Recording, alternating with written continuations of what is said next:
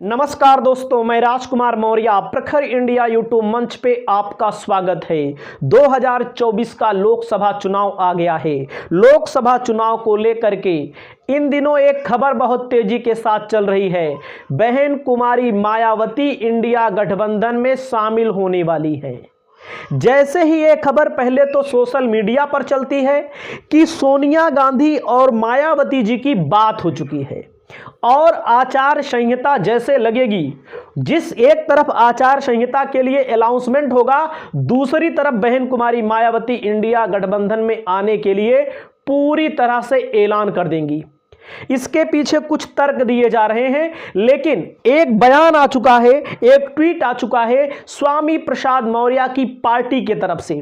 मैं आपको ट्वीट पढ़कर सुनाता हूं और आपके सामने दिखाता हूं कि स्वामी प्रसाद मौर्य जो बहन जी के साथ बहुत खासम खास रहे, जो आज भी इंटरव्यू के माध्यम से आप देखते होंगे, बहन जी का सम्मान आज भी करते हैं। इन्होंने कहा है, आदरणीय बहन कुमारी मायावती जी को प्रधानमंत्री पद का उम्मीदवार बनाए बगैर बीजेपी को रोकना नामुमकिन है। अगर इंडिया गठबंधन बीजेपी को हटाना चाहती है तो मायावती जी को प्रधानमंत्री पद का उम्मीदवार घोषित कर उनके नेतृत्व में चुनाव लड़े, यही समय की मांग भी है। ये चीज तो एकदम सत्य है। स्वामी प्रसाद मौर्य के बारे में आप सुन रहे हैं। स्वामी प्रसाद मौर्य ने बात बोली है। ये बात जो है धरातल पर है, धरातल पर। 2019 में चुनाव लड़े अखिलेश यादव और मायावती का गठबंधन हुआ। कांग्रेस अलग थी, जल्दबाजी में गठबंधन कर लिया जाता है, अचानक से गठबंधन कर लिया जाता है। कोई बहुत बड़ी स्ट्रेटजी नहीं अपनाई जाती है, क्योंकि उस समय ना तो आम आदमी पार्टी इंडिया गठबंधन में थी, मतलब एक तरह से सब अलग अलग ही लड़ रहे थे। केवल मायावती जी और अखिलेश जी ने गठबंधन किया था। इसके पीछे तर्क दिया जा रहा है कि बहन जी ने अभी तक कोई भी प्रत्याशी नहीं घोषित किया है औपचारिक तौर पर, और यह भी कहा जा रहा है कि बहन जी को 80 लोकसभा सीटों पर वास्तविक तौर पर प्रत्याशी नहीं मिल रहे हैं। ऐसा आप सोशल मीडिया पर देख रहे हैं, मीडिया पर देख रहे हैं। मतलब कि वो प्रत्याशी जो ताकत से चुनाव लड़ना चाहते हैं, शौक से चुनाव लड़ना चाहते हैं, उस तरह के प्रत्याशी बहुजन समाज पार्टी को अभी नहीं मिल रहे हैं। लेकिन एक तरफ आपने देखा, गुड्डू जमाली आजमगढ़ से समाजवादी पार्टी ज्वाइन कर लेते हैं। जो गुड्डू जमाली आजमगढ़ में 2019 में चुनाव लड़े, 2022 के विधानसभा चुनाव के बाद उपचुनाव हुआ था, चुनाव लड़े थे आजमगढ़ सीट से, जिनके कारण ही धर्मेंद्र यादव लोकसभा का चुनाव हार जाते हैं। लगभग 8,000, 10,000, 8,000 वोट से निरहुआ चुनाव जीत जाते हैं। एक प्रत्याशी वो हो सकते थे, समाजवादी पार्टी ने अपने में शामिल कर लिया। रुश्दी मियां अयोध्या से लड़ना चाहते थे। कुछ दिन पहले आपने देखा होगा, उनके ट्विटर हैंडल पर आपने देखा होगा, अगर नहीं देखा होगा तो हम आपको दिखा भी सकते हैं। उन्होंने भी कहा था कि हम फैजाबाद से लोकसभा का चुनाव बसपा से लड़ेंगे। रुश्दी मियां को भी समाजवादी पार्टी ने अपनी पार्टी में शामिल करा लिया।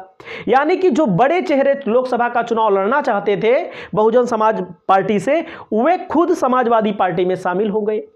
एक तरफ मुसलमान नेता जितने भी हैं, जो चाहे सांसद हो, चाहे नेता हो, चाहे जो हो, उनकी तरफ से मायावती के ऊपर इतना प्रेशर एक तरह से पड़ चुका है कि मायावती कहीं ना कहीं उनको पता है कि 2024 के चुनाव में अगर हम अकेले लड़ेंगे तो 0 सीटें आएंगी। अगर आप उनके समर्थक होंगे तब भी आपको एहसास होगा, क्योंकि हमारे जिले में ऐसा कोई नेता नहीं दिखाई दे रहा है। हमारे जिले में ही नहीं, 2-4-10 जिलों के अंदर मैं बात कर रहा हूं, जो लोकसभा चुनाव लड़ने के लिए खुद उत्साहित हो, खुद लोगों के यहां जाकर मिलता हो, लोगों के सुख दुख में सहभागिता देता हो।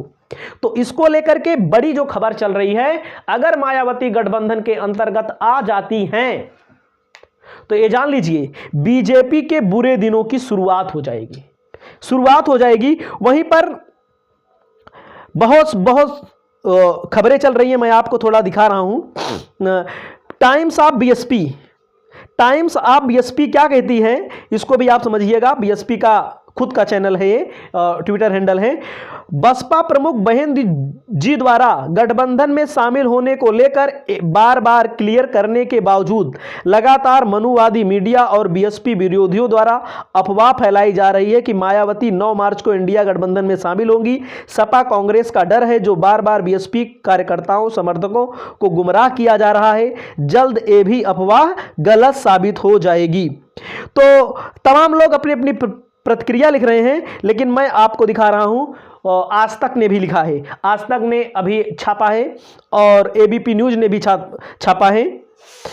दिखा देते हैं मायावती जी का न्यूज जो आ रही है, अभी की न्यूज है, तुरंत की न्यूज है, मैं आपको दिखा रहा हूं, तो आप यहां पर देखेंगे तो खुद सोचेंगे।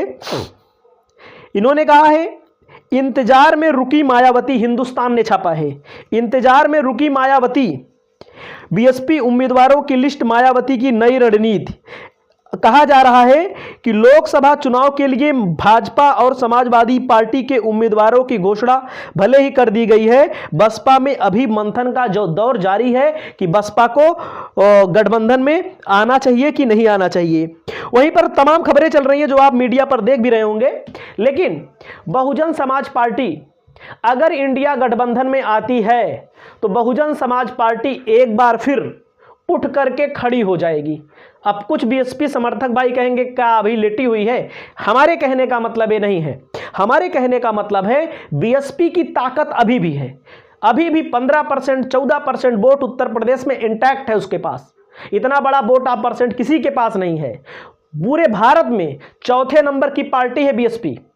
पूरे भारत में राष्ट्रीय स्तर पर लगभग 2.5 करोड़ वोट उसको लोकसभा के चुनाव में मिला है।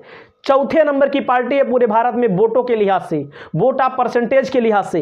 तो आप समझ सकते हैं बहुजन समाज पार्टी की जो ताकत है उसी ताकत से बीजेपी डरती है, उसी ताकत से विपक्ष भी अपने आप को ऑक्सीजन चाहता है। क्योंकि जब बहन कुमारी मायावती घोषित कर दी जाएंगी प्रधानमंत्री पद की उम्मीदवार, तो बहन जी के पास वास्तव में कैडर है। जैसे आप चौक चौराहे पर देखिए, अगर आप किसी भी बीएसपी समर्थक से बात करेंगे वो खुल्लम खुल्ला बोलता है मैं बीएसपी को वोट दूंगा। बीजेपी वाले जैसे अभी सरकार में है तो बोल रहे हैं, सरकार नहीं रहती है तो आपको पता है कि वो मतलब उतनी धारदार तरीके से नहीं बोल पाते हैं। जैसे यादव बोलता है कि मैं समाजवादी पार्टी को वोट दूंगा, लेकिन अगर बीएसपी का वोटर इंटैक्ट हो जाता है तो बीएसपी कम से कम उत्तर प्रदेश में 25 लोकसभा सीटों पर चुनाव लड़ेगी। 25 लोकसभा सीटें कौन सी होगी?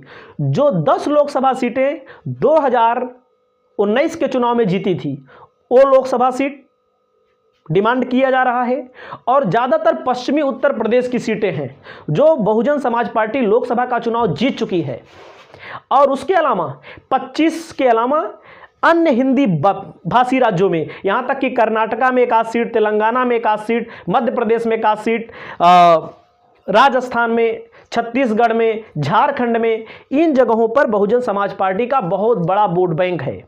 अगर बहन कुमारी मायावती आती हैं जैसा खबरें चल रही हैं, तो खबरों पर अगर आप यकीन करें तो अगर बहन कुमारी मायावती आ जाती हैं तो कहीं ना कहीं मोदी की विदाई तय है। इसको कोई स्वीकार करे या न स्वीकार करे, क्योंकि मोदी जी के द्वारा 400 पार का जो नारा लगाया जा रहा है, ये नारा एक तरह से शगुफा है, एक तरह से सपना है।